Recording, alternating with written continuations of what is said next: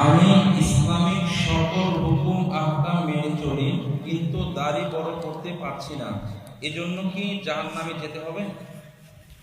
জাহান্নামে যেতে হবে এই সিদ্ধান্ত এত তাড়াতাড়ি কেন? তুমি পারছো না কেন? এটা তোমার মনটা চাচ্ছে, বিবাহ করনি নাকি? বউ ভালোবাসবে না? দাড়ি বড় করো, আল্লাহ খুশি হবে, পথ সহজ হয়ে যাবে। দাড়ি বড় করো, আল্লাহ খুশি হবেন, পথ সহজ হবে। তুমি যে মেয়েটা ভাবছো এর চেয়ে ভালো মেয়ে আল্লাহ ব্যবস্থা করে রেখেছেন, তুমি হয়তো বা বুঝছো না। তোমার জন্য যেটা আছে সেটা এটার চেয়ে অনেক ভালো। দাড়ি চেঁচে ফেলাও হারাম, দাড়ি ছোট করাও হারাম। দাড়ি ছোট করা কাবিরা গুনাহ, দাড়ি চেঁচে ফেলাও কাবিরা গুনাহ। মুষ্টির বাইরে দাড়ি কাটা যাবে, এটা আব্দুল ইবনে উমারের হিসাব।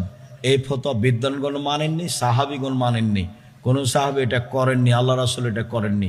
দাড়ি ছেড়ে দিতে হবে, ছোট করা হারাম, চেঁচে ফেলা হারাম। দাড়ি চেঁচে ফেললে মহিলার সাদৃশ্য হয়, দাড়ি চেঁচে ফেললে চোখের পাওয়ার কমে যাবে, দাড়ি চেঁচে ফেললে স্ত্রী মিলনের ক্ষমতা কমে যাবে, দাড়ি চেঁচে ফেললে আল্লাহর পক্ষ থেকে অভিশাপ হবে। চলুন।